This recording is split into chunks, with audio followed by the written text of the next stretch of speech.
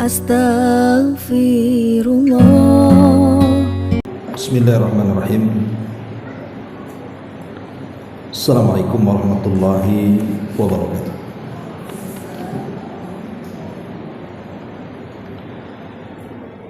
Alhamdulillah wassalatu wassalamu ala Rasulillah wa ala alihi wa sahbihi wa mawalah wa la hawla wa la quwata illa billahi wa ba'du. Kita lanjutkan kajian kita, masih membahas jalan-jalan menuju surga Allah Subhanahu wa taala. Dan kita masuk pada poin ke-9, keistimewaan atau keutamaan zikir kepada Allah Subhanahu wa taala. Ma'asyiral muslimat yang dimuliakan Allah Subhanahu wa taala, ibadah satu ini adalah ibadah yang semua orang bisa melakukannya. Apakah anak kecil, remaja, dewasa, tua, laki-laki, perempuan, semua bisa melakukannya. Apakah dia kaya ataukah dia miskin, apakah dia sehat ataupun dia sakit, semua orang bisa melakukannya. Apakah dia sedang bekerja ataupun menganggur, sedang safar ataupun mukim, semua bisa melakukannya. Karena ibadah ini tidak disyaratkan dengan syarat-syarat tertentu. Ibadah ini tidak terikat dengan waktu. Kapan saja, mau siang, mau sore, mau malam, mau pagi, bisa dilakukan. Dan ibadah ini pula tidak terikat dengan tempat. Mau di masjid, mau di rumah, mau di pasar, mau di jalan, mau di tempat pekerjaan, mau di dalam kendaraan, semua bisa melakukannya. Dan ibadah ini tidak harus kemudian mengeluarkan energi ataupun tenaga yang payah. Lain dengan salat, harus ada wudu dan gerakan-gerakannya. Lain pula dengan puasa, harus menahan lapar. Lain pula dengan zakat, harus mengumpulkan harta. Tidak pula seperti haji, harus kemudian melakukan dengan susah payah tenaga dan biaya. Jadi zikir ini amalan ringan sekali, seringan-ringannya amalan. Tapi pun walaupun demikian, Allah Subhanahu wa taala sangat memuja dan memuji orang yang melakukannya. Perhatikan di sini firman Allah Subhanahu wa taala, innal muslimina wal muslimat wal mu'minina wal mu'minat wal qanitina wal qanitat was sadiqina was sadiqat was sabirina was sabirat wal khashiina wal khashiah wal mutasaddiqina wal mutasaddiqah was saimina was saimat wal hafidina furujahum wal hafidhat wadh-dhakirina Allaha katsiran wadh-dhakirat a'addallahu lahum maghfiratan wa ajran 'azima. Sesungguhnya laki-laki dan perempuan yang muslim, baik laki-laki atau perempuan, yang mukmin, baik laki-laki atau perempuan, yang tetap dalam keadaan ketaatan, baik laki-laki atau perempuan, yang senantiasa sabar, baik laki-laki atau perempuan, yang senantiasa khusyuk, baik laki-laki atau perempuan, yang senantiasa bersedekah, baik laki-laki atau yang perempuan, yang senantiasa berpuasa, baik laki-laki atau perempuan, dan yang memelihara kehormatannya, baik laki-laki atau perempuan, dan yang banyak menyebut nama Allah, yang banyak berzikir, baik laki-laki atau perempuan, maka Allah menyediakan untuk mereka ampunan dan pahala yang besar. Perhatikan ayat ini. Allah Subhanahu wa taala menyebut banyak ibadah. Tetapi dari semua ibadah yang Allah sebut dalam surah Al-Ahzab 35 ini, tidak ada kalimat katsiran kecuali zikir. Tidak ada kalimat katsir arti banyak kecuali zikir. Karena di sini Allah mengatakan wadz-dzakirinallaha katsiran. Allah tidak menyebut kalimat katsir dalam salat. Sebagaimana ayat ini, Allah tidak menyebut katsiran di dalam sedekah, di dalam sabar, di dalam khusyuk dan begitu seterusnya termasuk dalam puasa. Tapi ketika Allah menyebut zikir, Allah katakan wadz-dzakirinallaha katsiran, dan orang yang banyak berzikir. Kenapa? Kenapa di sini ada kalimat katsiran? Karena zikir itu bukan semata-mata seseorang itu menyebut Allah sekali dua kali, tetapi zikir itu harus menyebut Allah terus-terusan. Karena orang-orang munafik juga sama berzikir sama dengan kita.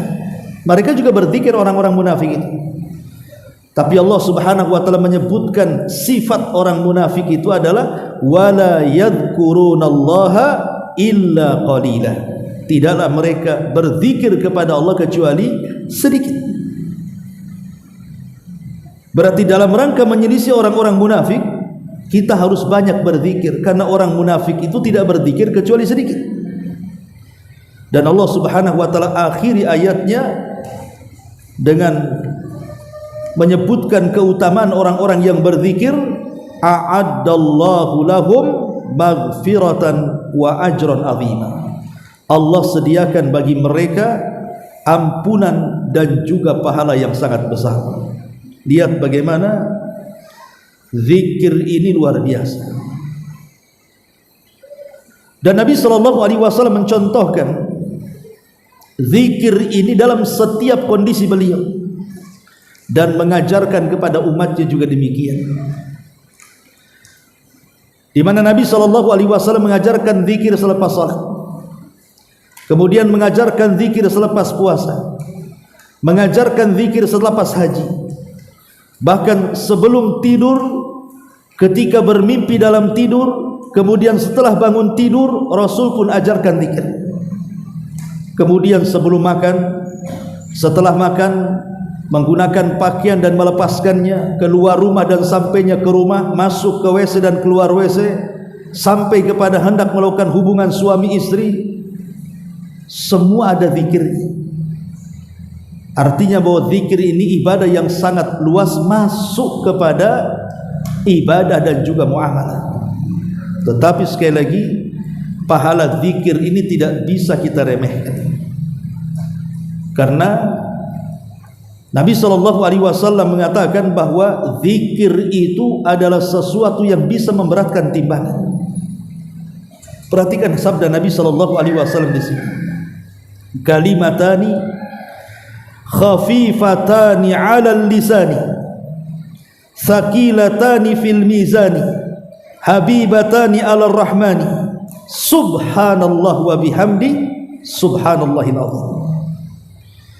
Ada dua kalimat yang ringan di lisan, kata Rasul, namun berat dalam timbangan. Tidak cukup sampai di situ, dicintai Ar-Rahman, Allah Subhanahu wa taala. Apa dua kalimat itu? Subhanallah wa bihamdi subhanallahil azim. Ma'asyiral muslimat yang dimuliakan Allah Subhanahu wa taala, lihat bagaimana zikir itu bisa memberatkan timbangan di sini. Bahkan lebih daripada itu, bahwa orang-orang yang berzikir lebih dicintai Nabi SAW dibandingkan dunia dan isinya. Perhatikan sabda Rasul di sini, la an aqula subhanallah walhamdulillah wala ilaha illallah wallahu akbar ahabbu ilayya mimma tala'at alaihi syamsu. Kata Rasul, ucapan subhanallah, maha suci Allah, alhamdulillah, segala puja hanya milik Allah, la ilaha illallah, tidak ada sembahan yang berhak disembah kecuali Allah, wallahu akbar, dan Allahu akbar, Allah maha besar, Kata Nabi SAW, lebih aku cintai dibandingkan dunia dan isinya. Lihat bagaimana besarnya keutamaan berzikir kepada Allah Subhanahu wa taala. Bahkan bukan hanya itu saja keutamaannya, juga disebutkan di sini. Man qala la ilaha illallah wahdahu la syarika lahul mulku wa lahul hamdu wa huwa ala kulli syai'in qadir fi yaumin mi'ata marratin kanat lahu adla asyri riqabin wa kutibat lahu mi'atu hasanatin wa muhiyat anhu mi'atu sayyi'atin wa kanat lahu hirzan minasyaitan yaumahu dhalik hatta yumsiya wa lam ya'ti ahadun bi afdala mimma ja'a bihi illa ahadun amila aktsara min dhalik. Kata Nabi SAW, barang siapa yang mengucapkan tidak ada yang berhak disembah kecuali Allah, satu-satunya, tidak ada sekutu baginya, la ilaha illallah wahdahu la syarika lah, lahul mulku wa lahul hamdu, miliknya segala kerajaan dan miliknya segala pujian, wa huwa ala kulli syai'in qadir, dan di atas segala sesuatu maha mampu. Dibaca berapa kali? 100 kali dalam sehari. Lihat pahalanya. Maka Allah Subhanahu wa taala akan memberikan pahala yang banyak. Maka dia mendapatkan pahala sama dengan berusaha untuk memerdekakan 10 budak. Dituliskan baginya 100 kebaikan, dihapus padanya 100 keburukan. Ucapan ini akan menjadi pelindung baginya dari setan sepanjang hari sampai dia memasuki waktu petang, dan tidak ada seorang pun dapat mendapatkan pahala yang lebih afdal dari yang telah didapatkan kecuali seseorang yang mengamalkan lebih banyak daripada itu. Lihat di sini ada 4 keutamaan zikir itu kan. Pertama, memerdekakan sama dengan memerdekakan 10 budak. Yang kedua, mendapatkan 100 kebaikan. Yang ketiga, dihapuskan 100 keburukan. Yang keempat, dihindarkan dari syaitan. Hanya mengucapkan la ilaha illallah wahdahu la syarikalah lahul mulku wa lahul hamdu wa huwa ala kulli syai'in qadir 100 kali dalam sehari. Luar biasa ya. Kemudian mu'allif rahimahullahu ta'ala juga menjelaskan, hafizahullahu ta'ala juga menjelaskan bagaimana zikir itu adalah kalimat-kalimat yang dicintai Allah. Jadi akan mendapatkan kecintaan Allah Subhanahu wa ta'ala. Rasulullah SAW mengatakan, ahabbul kalam ilallah arba'un. Ucapan yang paling Allah cintai itu ada 4. Subhanallah, walhamdulillah, wala ilaha illallah, Allahu akbar. Ini 4 ucapan yang paling dicintai Allah. Jadi kalau ibu ingin meraih kecintaan Allah Subhanahu wa taala, perbanyak nih mengucapkan 4 kalimat ini. Subhanallah, walhamdulillah, wala ilaha illallah, Allahu akbar. Kata Rasul, la yadurruka bi ayyihinna bada'ta. Tidak mengapa jika engkau memulai dengan ucapan mana saja. Tidak mesti subhanallah, bisa saja dari Allahu Akbar, bisa saja dari la ilaha illallah, bisa saja dari alhamdulillah, terserah. Yang penting 4 kalimat ini kalau kita baca, maka Allah akan cinta dengan kita. Dan konsekuensi kalau Allah cinta dengan kita, maka semua hajat kita akan dipenuhi Allah Subhanahu wa ta'ala. Kemudian Nabi SAW juga mengatakan, at-tuhuru syatrul iman, walhamdulillah tamla'ul mizan, wa subhanallah walhamdulillah tamla'ani au tamla'u ma bainas samawati wal ardi. Kesucian adalah sebagian daripada iman. Adapun ucapan ibu alhamdulillah bisa memenuhi timbangan. Kalau ibu mengucapkan subhanallah walhamdulillah, maka 2 kalimat itu akan memenuhi antara langit dan bumi. Maka ini lebih istimewa lagi. Timbangan-timbangan kita akan berat. Bahkan kalau kita baca subhanallah dan alhamdulillah, itu bisa memenuhi langit dan bumi. Kemudian Nabi SAW mengatakan, ma'amila adamiyun amalan anjalahu min adzabillah min dzikrillah. Tidak ada seorang manusia yang mengamalkan satu amalan yang dapat menyelamatkan dari azab Allah melebihi zikir kepada Allah. Subhanallah. Bagaimana zikir ini sangat istimewa, bisa mencegah dari azab. Kemudian Nabi SAW mengatakan, mathalul ladzi yadhkuru rabbahu wal ladzi la yadhkuru rabbahu mithlul hayy wal mayyit. Permisalan orang-orang yang selalu berzikir kepada Rabbnya dan orang-orang yang tidak pernah berzikir kepada Rabbnya seperti permisalan orang hidup dan mati. Jadi kalau orang jarang zikir, hakikatnya harus dikuburkan orang itu. Udah mati itu, mati hatinya. Karena zikir ini yang bisa menjadikan hati yang gersang menjadi basah, hati yang mati menjadi hidup, hati yang senantiasa stres menjadi tenang. Rasul mengatakan, afdaludz dzikri la ilaha illallah. Tapi seutama-utama zikir adalah kalimat la ilaha illallah. Kemudian juga hadis dari Abdullah ibn Bushr radhiyallahu anhu, anna rajulan qala ya Rasulullah, inna syara'i'al Islam qad kathurat. Inna syara'i'al Islam qad kathurat alayya fa akhbirni bi syai'in atashabbathu bihi. Qala la tazalu lisanuka ratban min dzikrillah. Dari Abdullah ibn Bushr bahwasanya ada seorang laki-laki berkata, wahai Rasul, sungguh syariat-syariat Islam ini telah begitu banyak bagi, maka habarkan kepadaku sesuatu yang dapat aku amalkan terus menerus. Maka Nabi SAW mengatakan, hendaklah lidahmu selalu basah karena zikir kepada Allah Subhanahu wa ta'ala. Artinya syariat Islam ini kan banyak, tapi kan ada waktu-waktunya. Ibu sholat, habis sholat kan nganggur lama karena nunggu duhur lama, nanti dari duhur ke asar lama, dari asar ke maghrib lama kan. Lah di senggang-senggang waktu ibadah ini bisa kita gunakan untuk berzikir, gitu maksudnya. Karena zikir ini bisa dilakukan sepanjang saat, dan itulah ibadah yang luar biasa. Dan Nabi SAW mengatakan dari dalil yang terakhir di sini, ayajizu ahadukum an yaksiba kulla yaumin alfa hasanatin.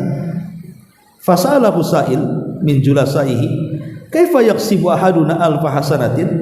Qala yusabbihu mi'ata tasbihatin fayuktabu lahu alfu hasanatin aw yahuttu anhu alfu khati'atin.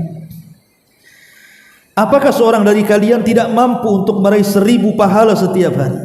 Rasul mengatakan, kenapa kalian tak mampu dalam sehari 1000 pahala dapat? Maka seorang laki-laki dari orang yang duduk bersamanya bertanya, macam mana caranya agar seorang dari kami dapat meraih 1000 pahala itu, wahai Rasul? Maka Rasul menjawab, dia bertasbih 100 kali, niscaya akan dicatat baginya 1000 pahala atau akan dihapus padanya 1000 dosa. Subhanallah. Cukup kita membaca zikir berapa kali? 100 kali. Kalau kita bertasbih 100 kali, berarti kita sudah mendapatkan pahala 1000 pahala. Taib. Ini perkataan mu'alif rahimahullah ta'ala. Baik, kita akan bentangkan soal zikir. Ma'asyiral muslimat yang dimuliakan Allah Azza wa Jalla, tentu zikir ini kan ada maratibnya, Bu, ya. Ada tingkatan-tingkatannya. Tingkatan zikir yang pertama adalah zikrun al-zahir, zikru al-zahir, zikru zahir, zikir yang tampak. Seperti ibu mengucapkan subhanallah, alhamdulillah, wa la ilaha illallah, Allahu akbar, la haula wa la quwata illa billah, dan begitu seterusnya. Jadi ibu sebut-sebut nama Allah Subhanahu wa ta'ala, baik di waktu pagi, siang ataupun petang. Itu namanya zahir. Dan ini bisa kita lakukan. Semua orang bisa melakukan zikir zahir. Yang jelas dia memuja dan memuji Allah Subhanahu wa ta'ala dengan lisannya. Kemudian yang kedua ada namanya zikru al-batin, zikir batin, berzikir dengan hatinya. Tentu ini kondisinya lebih naik dibandingkan yang pertama, tingkatnya lebih tinggi lagi. Apa sih maksudnya zikir batin, zikir hati? Inilah yang disebut oleh para ulama sebagai ibadatul ihsan. Ibadah ihsan. Apa ibadah ihsan? An ta'budallaha ka'annaka tarah fa illam takun tarahu fa innahu yarak. Jadi seolah-olah ketika saat kita ini beribadah kepada Allah Subhanahu wa taala, seolah-olah kita melihat Allah. Dan kalau kita tidak bisa seolah-olah melihat Allah, yakini bahwa Allah melihat kita.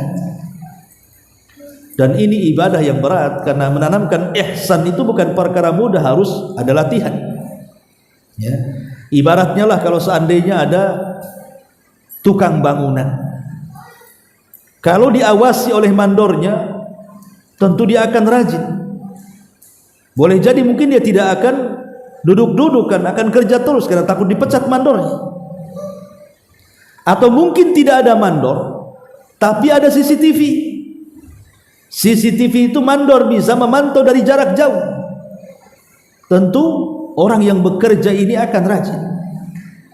Walillah al-mathalul a'la. Tentu bagi Allah permisalan yang jauh lebih tinggi dibandingkan permisalan mandor dengan tukang bangunan. Kalau seolah-olah kemudian mandor Allah Subhanahu wa taala hadir dan kita bisa melihatnya, tentu kita akan sholat khusyuk kan, karena diperhatikan Allah, Allahnya ada di situ. Tapi kalau kita tidak bisa membayangkan seperti itu, yakinlah bahwa ada alat yang jauh lebih canggih dibandingkan CCTV yang semua tahu gerakan sampai ke hati kita. Dialah Allah Subhanahu wa taala. Kalau kita bisa kemudian berlaku ihsan kepada Allah, seolah-olah kita melihat, kalaupun tidak yakini Allah melihat kita, maka itu derajat zikir yang lebih tinggi dari pertama. Itu namanya darajatul ihsan. Ya. Kemudian yang ketiga, ada derajat tinggi yang zikir yang lebih tinggi dibandingkan yang keduanya, namanya zikir hakiki. Zikir hakiki itu adalah dia sampai lupa dengan zikirnya dan yang ingat adalah Allah Subhanahu wa taala. Maknanya setiap kita lalai Allah ingatkan, setiap lalai Allah ingatkan. Ibu ini datang waktu sholat langsung terpikir, oh iya sholat, ini waktunya ngaji, ini waktunya beramal soleh, ini waktunya begini, pokoknya Allah yang mengingatkan kita. Dan tentu zikir seperti ini hanya bisa dilakukan oleh para nabi dan rasul. Ya, karena kalau kita kan tidak pernah, ibu lupa ya, tidak sholat tepat waktu, ya sudah nggak apa-apa, nanti kan 1 jam lagi masih ada waktu. Nggak kepikiran bahwa sholat tepat waktu itu afdal. Ya, makanya zikir hakiki ini tentu lebih tinggi lagi. Ma'asyiral muslimat yang dimuliakan Allah Azza wa Jalla. Kemudian yang kedua, macam-macam zikir. Tentu dari sekian zikir itu ada yang paling afdal. Apa saja zikir yang paling afdal itu? Yang pertama, seafdal-afdalnya zikir adalah qiraatul Quran. Tidak ada yang lebih afdal zikir melebihi qiraatul Quran. Dan itu disebut oleh Imam Nawawi rahimahullahu taala, i'lam anna tilawatal Qur'ani hiya afdalul adhkari. Ingatlah bahwa membaca Quran itu seutama-utama zikir, kata Imam Nawawi. Dan Syekhul Islam Ibn Taimiyah mengatakan, asy-syai'u idza kana afdal min haitsul jumlah lam yajib ayyakuna afdal min kulli halin. Sesuatu itu apabila lebih utama dari segi jumlah, maka tidak wajib harus lebih afdal dibandingkan kondisi-kondisi tertentu.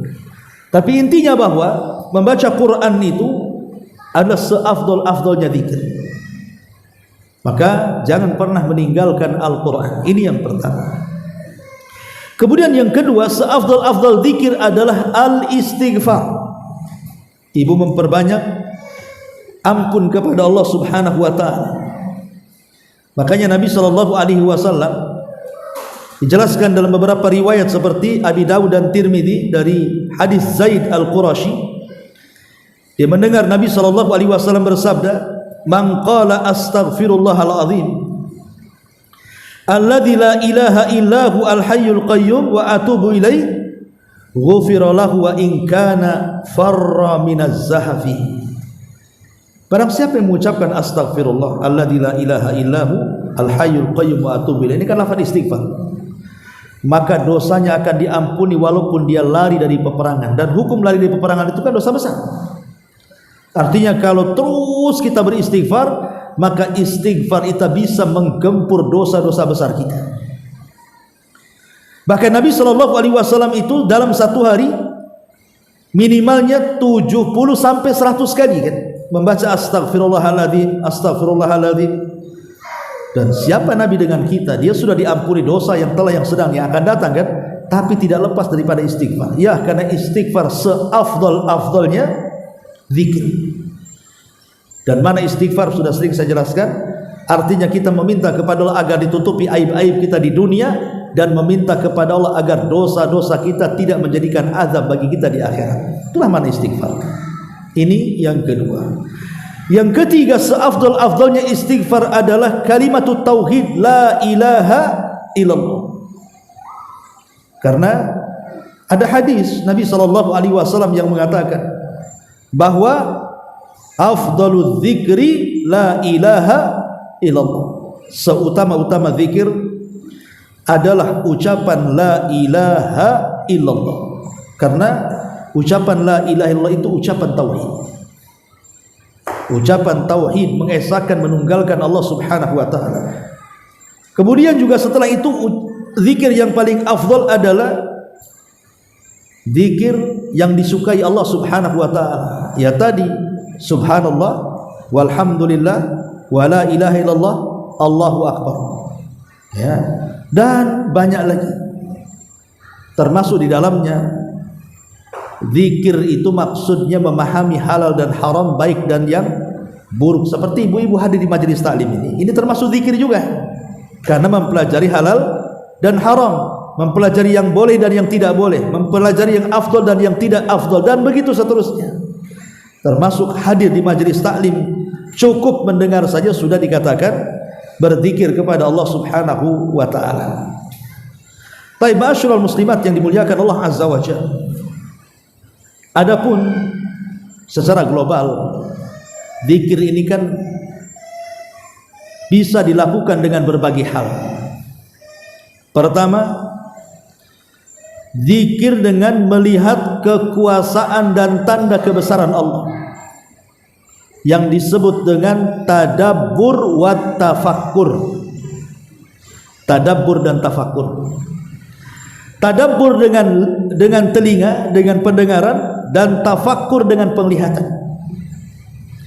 Makanya dari anggota badan kita itu yang Allah Subhanahu wa taala sebut di dalam Al-Qur'an, Allahu akhrajakum min butuni ummahatikum la ta'lamuna syai'a.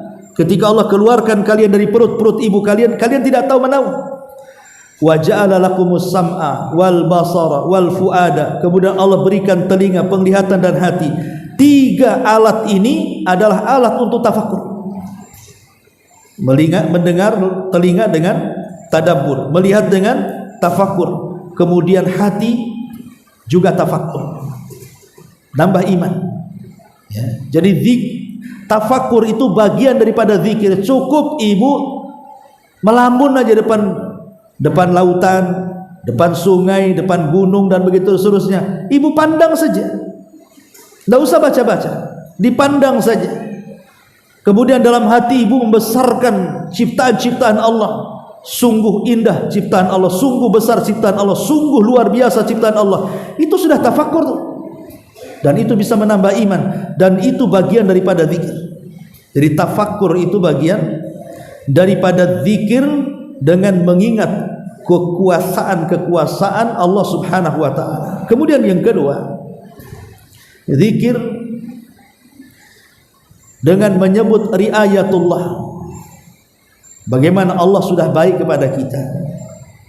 Ingat nikmat, bagaimana Allah sudah menciptakan kita, memberikan rizki kepada kita, memberikan pasangan dan anak-anak, memberikan kendaraan dan rumah, memberikan pekerjaan, memberikan hidup, memberikan kenikmatan macam-macam.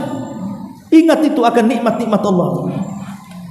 Maka dengan merenung, dulu saya tidak punya rumah, sekarang punya. Dulu saya tidak punya suami, sekarang punya. Dulu saya tidak punya anak, sekarang punya. Dulu saya tidak punya usaha, sekarang. Terus diingat seperti itu. Lah itu juga bagian daripada zikir, karena melihat nikmat yang Allah Subhanahu wa taala anugerahkan kepada kita. Ini namanya zikrul riayah. Ingat. Ya, apalagi kalau dulu saya sakit, sekarang sembuh. Dulu saya miskin, sekarang kaya. Dulu saya bangkrut, sekarang saya maju. Apalagi kalau mengingatnya seperti itu, luar biasa lagi. Kemudian yang ketiga, ya zikir dengan cara mencegah kemungkaran dan mengajak manusia kepada kebaikan. Itu juga bagian daripada zikir. Jadi kalau ada orang yang tak sholat, ajak sholat. Orang tak puasa, kenapa tak puasa? Puasalah. Orang kaya tak mau haji, suruh haji. Orang yang malas baca Quran, diajak untuk baca Quran, diajak untuk berzikir. Lah itu kemudian bagian daripada zikir, mengajak manusia kepada kebaikan atau mencegah dari kemungkaran. Ada orang gibah, ibu nasihati, janganlah gibah, jangan bilang jangan gibah di sini, gibah di sana, itu sama aja, Bu. Ya, itu namanya pindah tempat. Maksudnya jangan gibah, tidak boleh. Mau di sini, mau di sana, sama aja. Namanya gibah itu dosa besar, gitu ya. Artinya kalau ada yang bergibah, kita cegah. Kalau sanggup, ya, kadang-kadang kan nggak enak juga saya menegur Ustaz. Kenapa? Saya suka dikasih uang sama dia, katanya. Itu saya tegur, tak dikasih pula saya, katanya. Nggak ada juga. Repot itu. Itu namanya qahrul rijal. Qahrul rijal itu artinya tidak mampu menasihati karena budi baik. Ini bahaya. Makanya Rasul berdoa, jangan sampai kita ini terikat dengan kebaikan orang sehingga kita tidak bisa menasihati. Kemudian juga yang keempat, ya berusaha untuk menghabarkan dari Allah Azza wa Jalla dengan menyebut nama-namanya dan berusaha untuk mencontoh nama-namanya. Kalau nama-nama Allah itu adalah nama-nama yang jamal. Kan sering saya katakan, nama Allah itu kan ada 3. Ada bersifat jamal, ada yang nama-nama Allah yang baik. Jamal itu indah, baik. Ya. Ada yang bersifat jalal, kebesaran. Ada yang bersifat kamal, penyempurna. Kalau nama Allah Subhanahu wa taala jamal, artinya nama Allah yang indah, yang baik, maka kita disuruh untuk meniru nama Allah itu. Itu bagian daripada zikir. Allah Ar-Rahim, Allah Ar-Rahman, Maha Penyayang, kita berusaha menyayang orang. Allah Al-Wahid, pemberi, berusaha kita memberi orang. Ya. Kemudian Allah Al-Latif, Maha Lembut, berusaha kita lembut dengan orang. Nah itu nama Allah yang indah. Nah, kalau nama Allah yang indah, maka kita berusaha untuk berakhlak dengan nama Allah itu. Tapi ada nama Allah itu yang sifatnya jalal, hanya menjelaskan kebesarannya. Maka nama Allah yang sifatnya menjelaskan kebesaran Allah, yang disebut dengan Ismullah Al-Jalalah, maka kita tidak boleh meniru, tapi cukup diyakini saja, tapi tirulah kebalikannya.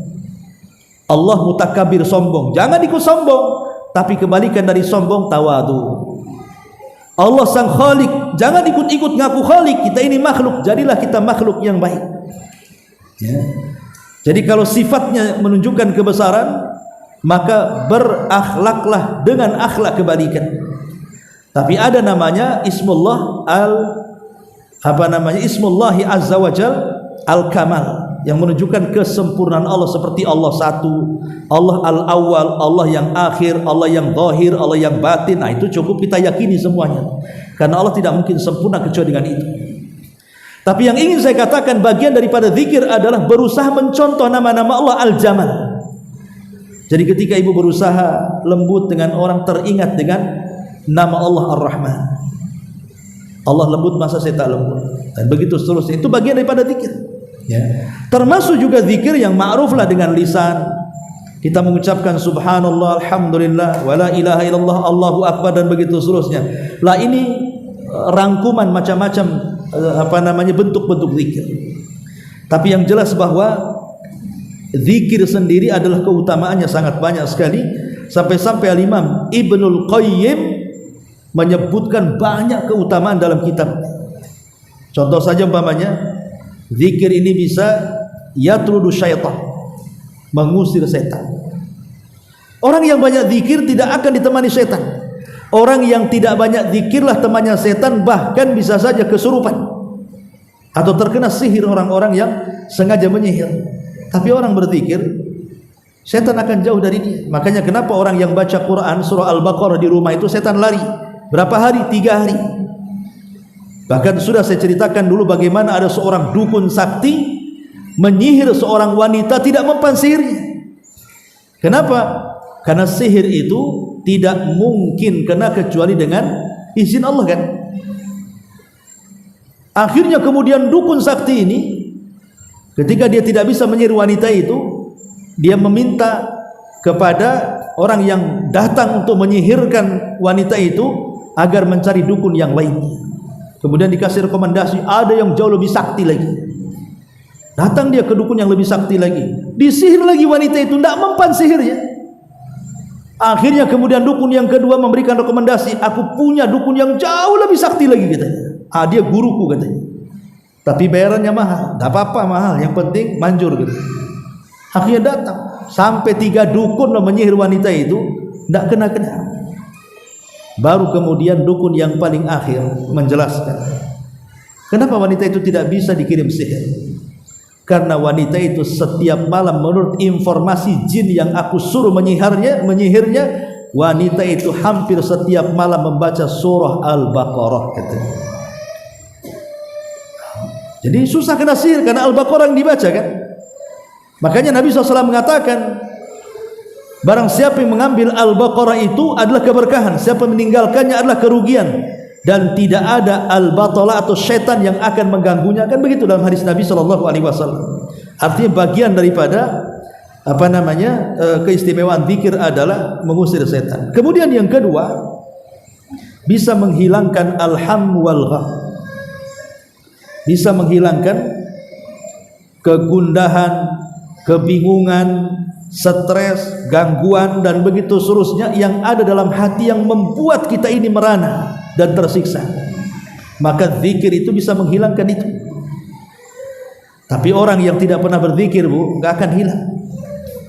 Makanya satu saja contoh, umpamanya ibu memperbanyak istighfar. Apa kata Rasulullah?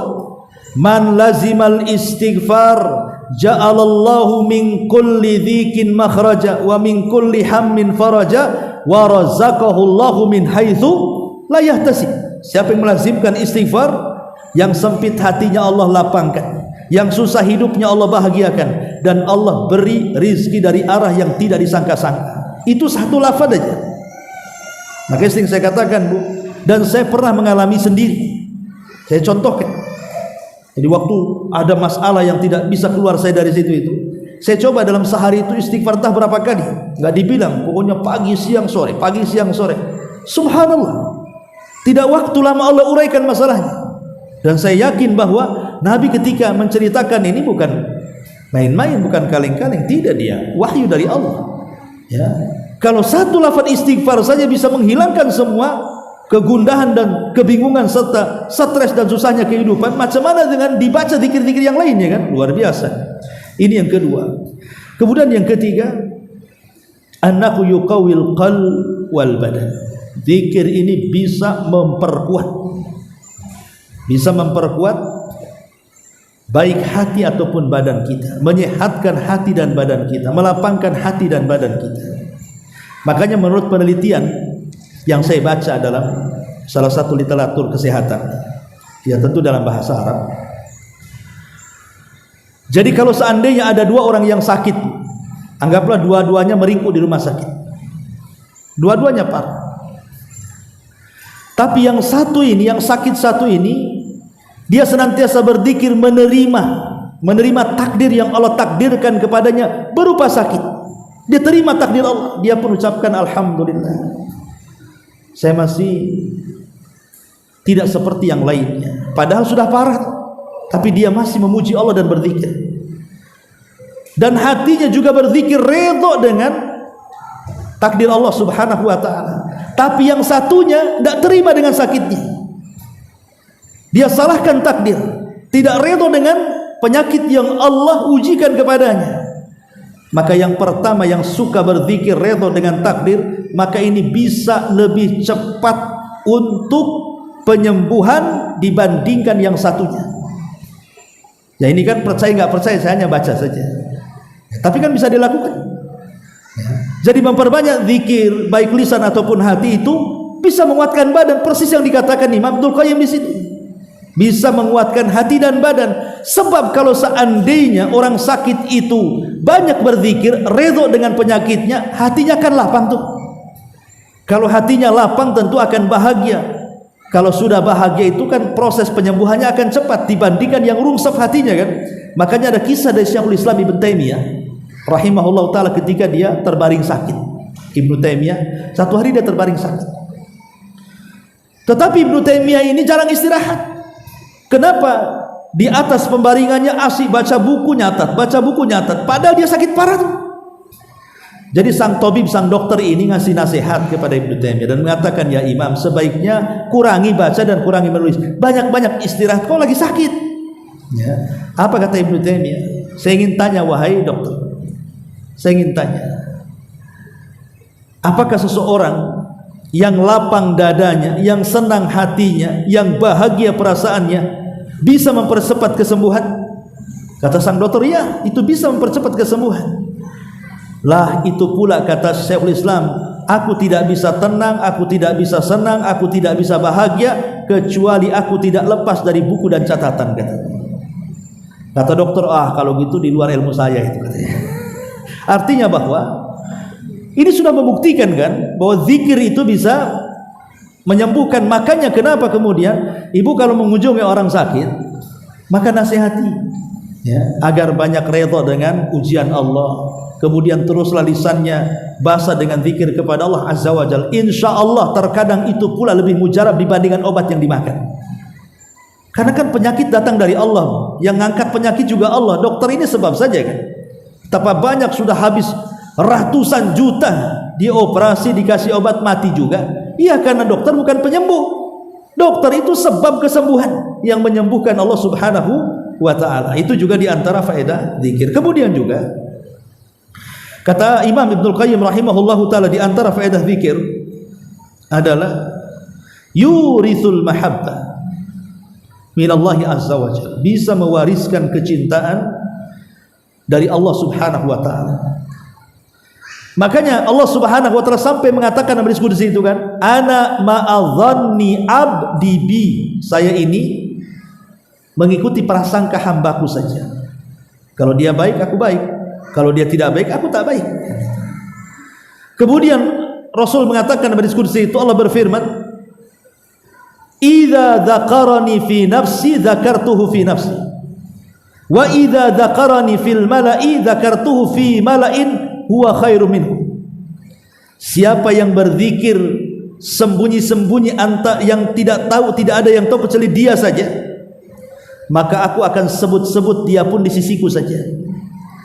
Tapi kalau dia berzikir di hadapan orang ramai, ibu lagi ke pasar, kan ramai orang di pasar, orang ngomong kemana-mana, lisan ibu subhanallah walhamdulillah wala ilaha illallah Allahu akbar ya. Ibu pulang rame-rame dari pengajian itu, yang lain ngobrol, tapi lisan ibu subhanallah walhamdulillah. Pokoknya ibu zikir di tengah keramaian, maka sebagai imbalannya nama ibu akan disebut-sebut di langit. Allah akan sebut, itu Umi Fulan, di depan Jibril, Mikail dan semua malaikat di langit. Kemudian Allah memuji-muji orang yang berzikir di tengah-tengah halayak ramai. Subhanallah kan, ibu akan jadi selebritis langit. Memang ibu rame-rame tidak tahu, cuman ibu saja yang berzikir di situ. Tapi di langit nama ibu sedang disebut-sebut dan dipuji oleh para malaikat. Jadi selebriti langit. Ya. Itu kan luar biasa. Kalau jadi selebriti bumi ini susahnya luar biasa. Apalagi sudah tua-tua, sudah gak cantik, mana laku lagi gitu. Tapi di langit pasti laku. Ya. Di langit nggak ada yang nggak laku, semua laku asal kita banyak berzikir kepada Allah. Karena itulah menjadikan, mewariskan cintanya Allah Subhanahu wa ta'ala kepada kita. Kemudian juga diantara kata beliau, hayatul qalbi, hidup hati kita ini kalau banyak berzikir. Dan kalau hati kita hidup, maka semua anggota badan akan hidup. Karena yang menentukan mati hidupnya anggota badan itu kan hati. Kata Imam Ibnul Qayyim, hati itu seperti raja, anggota badan itu badannya. Apa namanya? Badan itu sebagai tentaranya. Yang namanya tentara apa? Kata komandan, itulah hati. Ketika kemudian hati kita hidup tidak mati, maka akan memancarkan pengaruh positif pada badan dia kan. Ala wa inna fil jasadi mudghah idza saluhat salahal jasadu kullu wa idza fasadat fasadal jasadu kullu ala wahyal qalb. Ingatlah, dalam badan itu ada segumpal daging, kalau dia baik-baik semua anggotanya, kalau tidak maka tidak akan baik semua anggotanya. Itulah hati.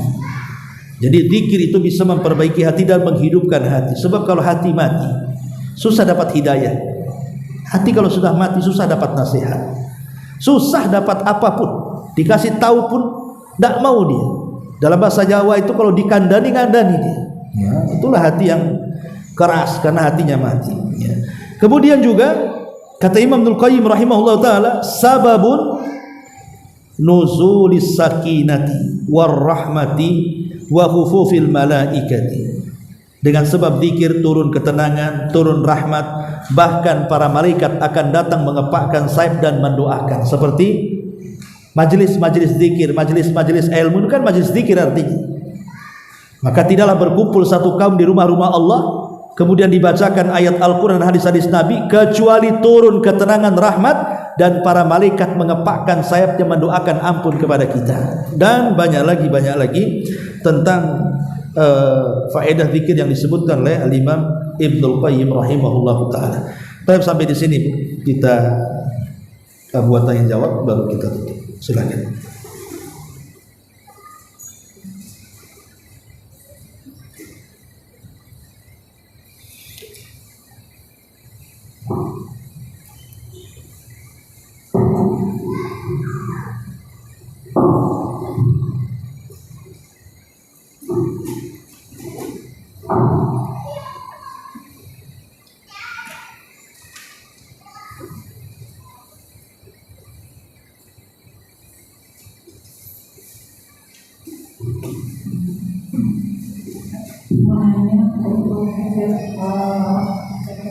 Dia itu baca Al-Baqarah.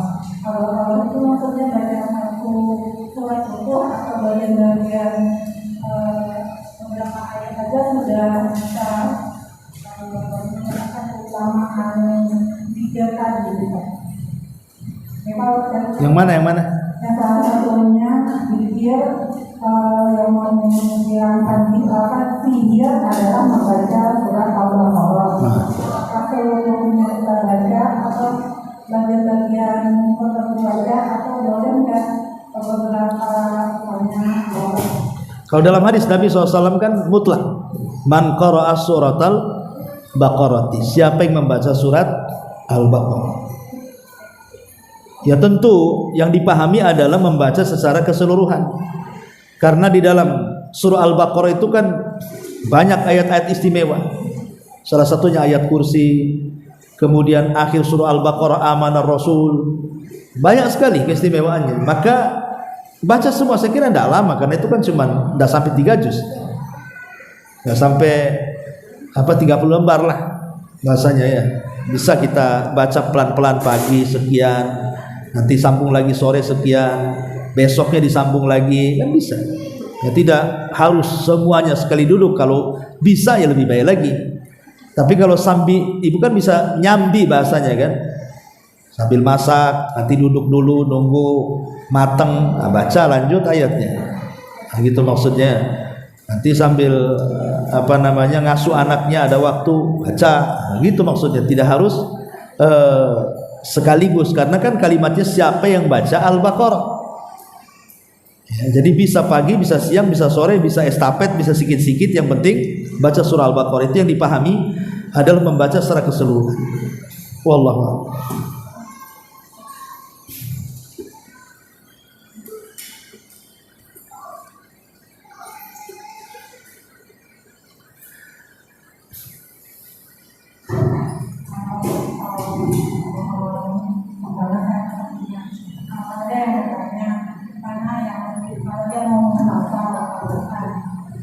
Mulai dari masa lebih baik tahun apakah 2030 atau dari kartu?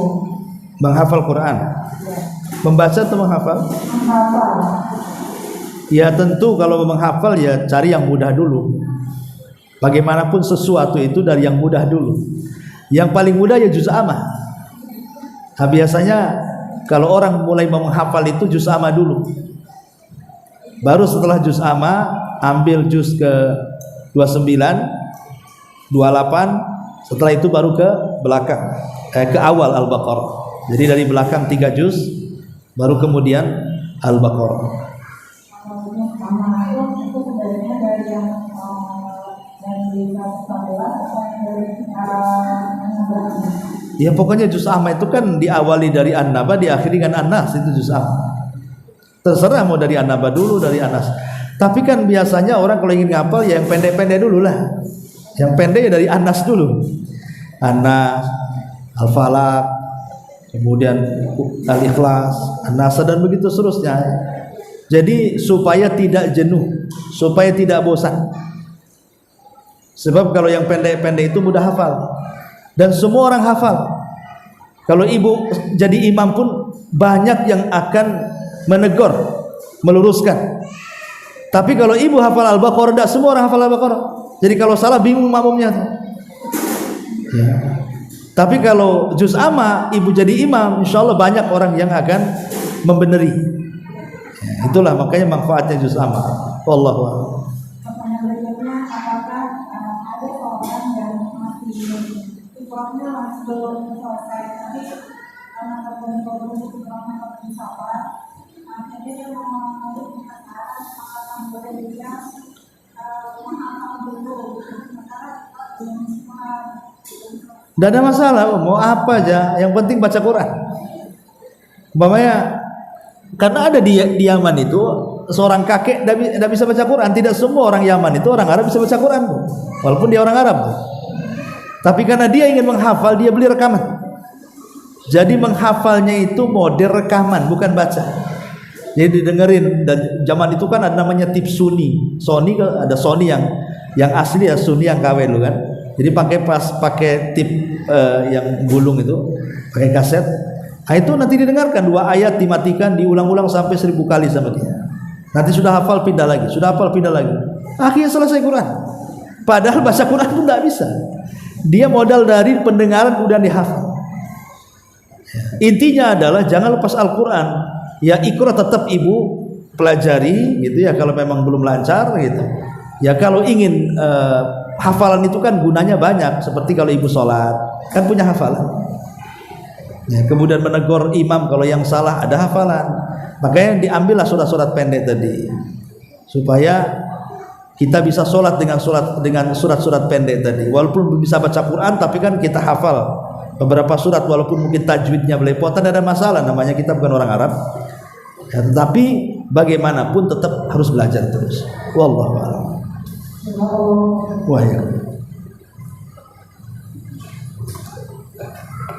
Saya menanya beberapa kalimat ini apakah termasuk kalimat kerja atau bukan? Yang pertama, la ilaha illallah al-haqqul qadim Muhammadur Rasulullah sallallahu alaihi.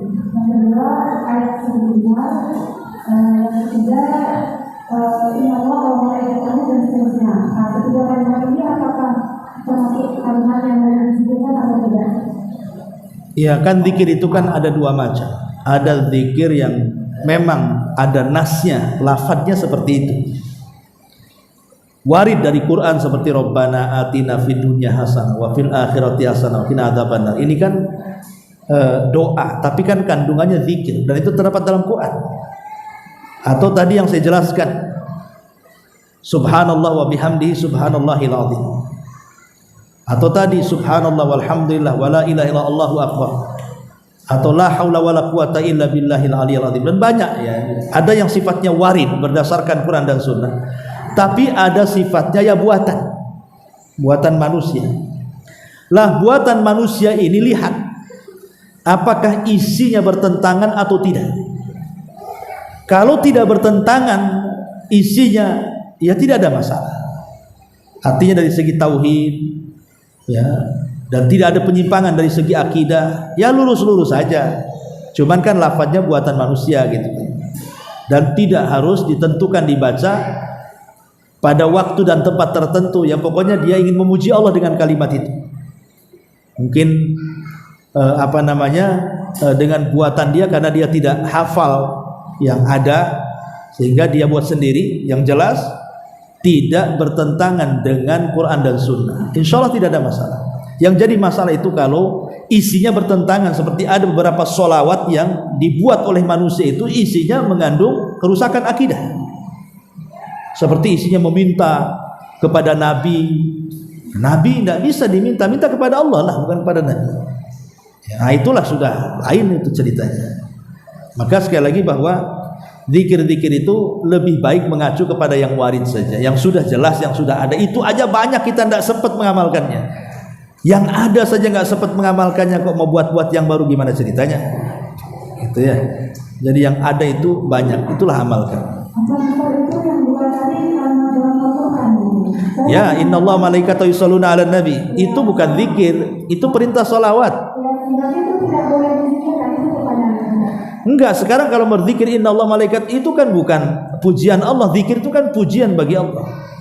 Sementara kalimat innallaha malaikatahu yusholluna 'alan nabi ayyuhalladzina amanu shollu alaihi, ini bukan zikir, ini penghabaran bahwa Allah dan para malaikatnya bersalawat kepada Nabi. Wahai orang-orang yang beriman, bersalawatlah, kita suruh salawat di situ. Termasuk yang ayat iya, wa may yattaqillaha yaj'al lahu makhraja, ini perintah takwa, bukan mengulang-ulang kalimat itu. Perintah isi daripada kalimat itu. Kalau kita ingin hidupnya senang, hidupnya tenang, dicarikan jalan keluar, ya bertakwa, karena takwa yang bisa mengeluarkan kita dari kesulitan, bukan zikir. Tapi kalau kita baca, yaitu bagian zikir, maksudnya dibaca sebagai Quran. Karena itu seafdol-afdolnya zikir ya baca Quran kan itu. Kalau itu dibaca sebagai Quran, kita lagi baca tiba-tiba ketemu ayat itu, kita baca ya zikir dia. Tapi kalau model saya ini sedang ceramah, kemudian menukilkan ayat itu, ya bukan zikir. Nah, kita sedang mengambil dalil namanya untuk satu permasalahan. Wallahu a'lam. Ya.